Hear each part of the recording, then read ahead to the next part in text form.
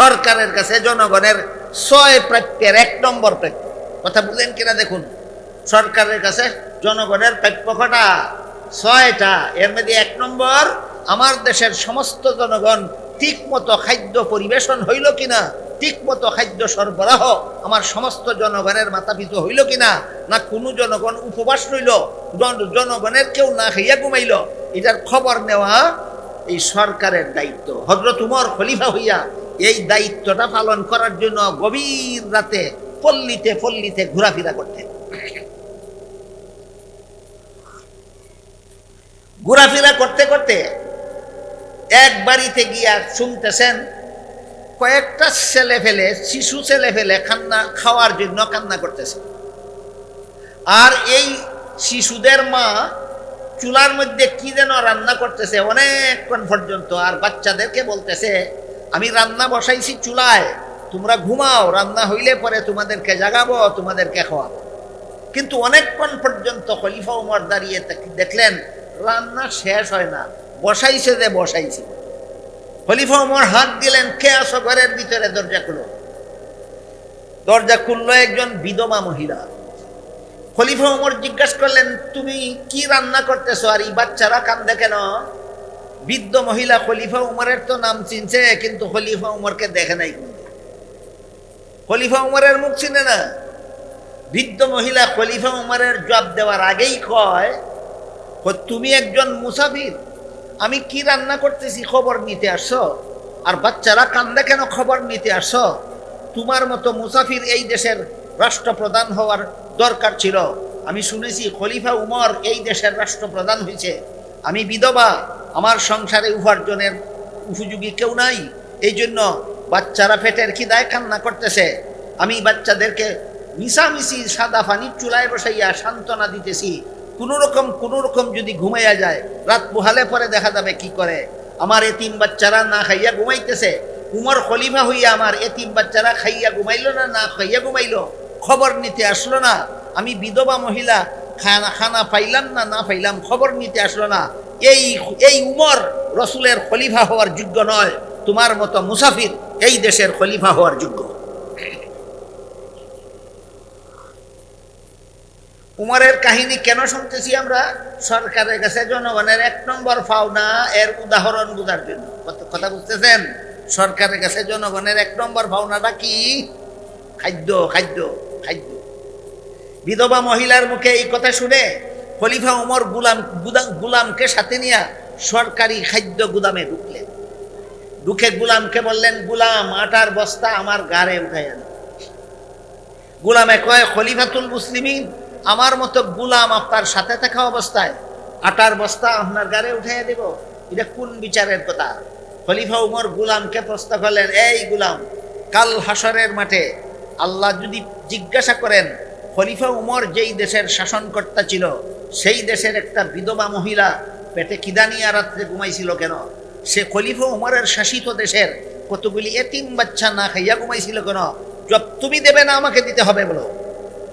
গোলাম কয়, না হুজুর, এই প্রশ্ন যদি আল্লাহ করে তাহলে তো জবাব আমি দিব না, জবাব আপনাকেই দিতে হবে। তখন খলিফা উমর বললেন, তাহলে প্রমাণ হইল দায়িত্বটা তোর না বেটা, দায়িত্বটা আমার। আমার দায়িত্বটা আমাকে পালন করতে দে, আটার বস্তা আমার ঘাড়ে উঠে দে। গোলামে খলিফা উমরের সাথে তর্কে হেরে গেল না জিতল? তর্কে হেরে গেল। তর্কে হেরে গিয়া বাধ্য হইয়া আটার বস্তা খলিফা উমরের ঘাড়ে উঠে দিল। খলিফা উমর আটার বস্তা গাড়ি নিয়ে লেবারের মতো যাচ্ছিলেন সেই বিধবা মহিলার ঘরের দিকে, আর গোলাম খালি হাতে নবাবের মতো চলছিল খলিফা উমরের সাথে। কাল হাসরের মাঠে আল্লাহ যদি প্রশ্ন করেন, একটা বিধবা মহিলা না খাইয়া কেন ঘুমাইছিল? কাল হাসরের মাঠে আল্লাহ যদি প্রশ্ন করেন, একটা বিধবা মহিলার এতিম বাচ্চা কেন উপবাসী অবস্থায় রাত্রে ঘুমাইছিল? জবাব দিতে হবে খলিফা উমরের কত নম্বর দায়িত্ব পালন না হওয়ার কারণে। এই নম্বরটা আর দায়িত্বটা আপনাদের মনে রাখতে হবে। এই ১ নম্বর দায়িত্বটা যে ১ নম্বর, আর দায়িত্বটা কি এটা আপনাদের মনে রাখতে হবে। বুঝে থাকলে এবার বলুন, সরকারের ইসলামী আইনে যে দেশ শাসন হয়, এই দেশের সরকারের কাছে যত জনগণের যত পাওনা আছে এর মধ্যে ১ নম্বর পাওনা হইল আমাদের যথাযথ খাদ্য পরিবেশন তোমার করতে হবে।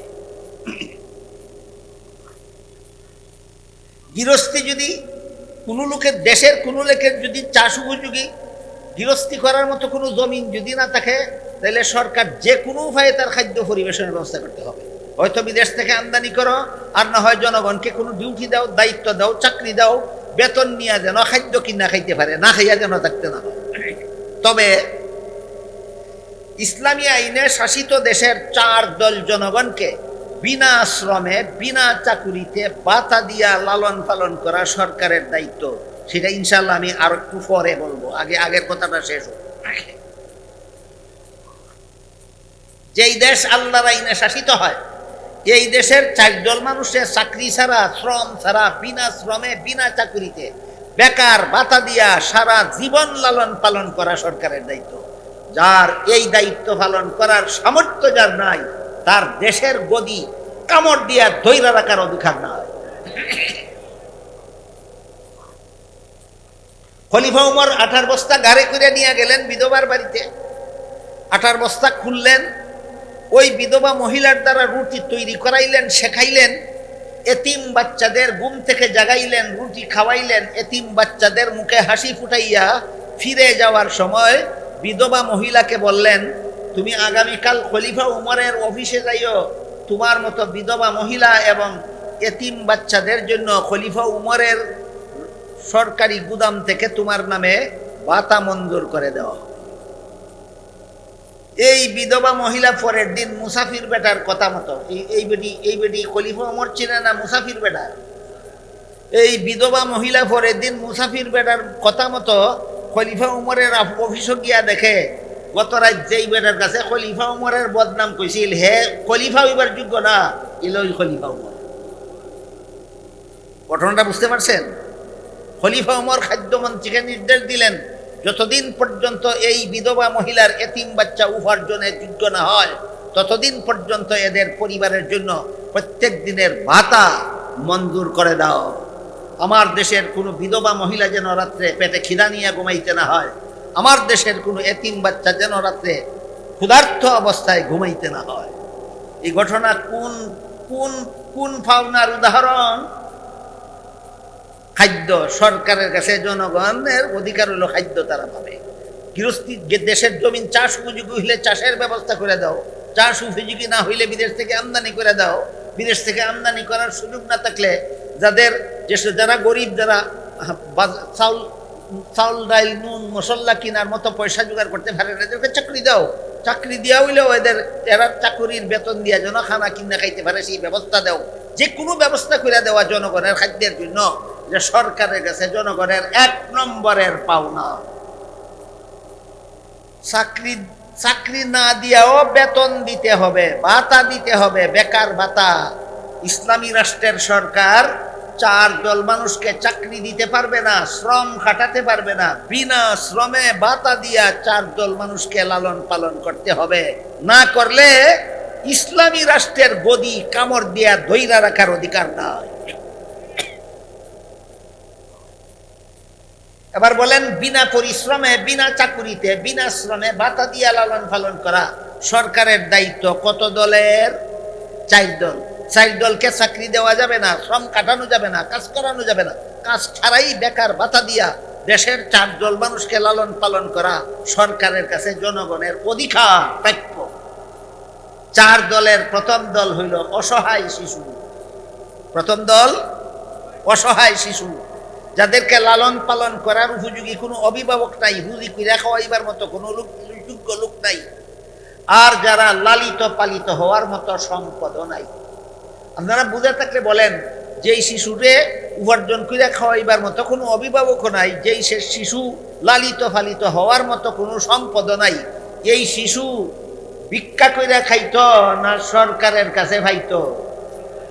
বলেন, শ্রম খাইতে পাইতো না বিনা শ্রমে? বিনা শ্রমে পাইতো সরকারের কাছে। অসহায় শিশুর পাওনা এটা, এর চাকরি দেওয়ান যেত না, বিনা চাকরিতে বেকার ভাতা দিয়া লালন পালন করতে হবে। গেল 1 দলের পরিচয়। 2 নম্বর দল অসহায় বৃদ্ধ। অসহায় বৃদ্ধ, যে বৃদ্ধের শরীরে কাজ করার ক্ষমতা নাই, আর রুজি কইরা খাওয়াইবার মতো কোনো ছেলে ফেলেও নাই, লালিত পালিত হওয়ার মতো কোনো সম্পদও নাই। বলেন, এই বৃদ্ধ সহায় সম্বল ওলা বৃদ্ধ না অসহায়, এরকম অসহায় বৃদ্ধে আপনাদের বিবেকে কয় মাটি কাটতে খাইতো না রিক্সা পাইয়া খাইতো না বিনা শ্রমে খাইতো? দেওয়া দায়িত্ব কার? সরকারের। কদল গেল? 2 দল। 3 নম্বর হইল ওই যুবক যে শিশুও না বৃদ্ধও না, কিন্তু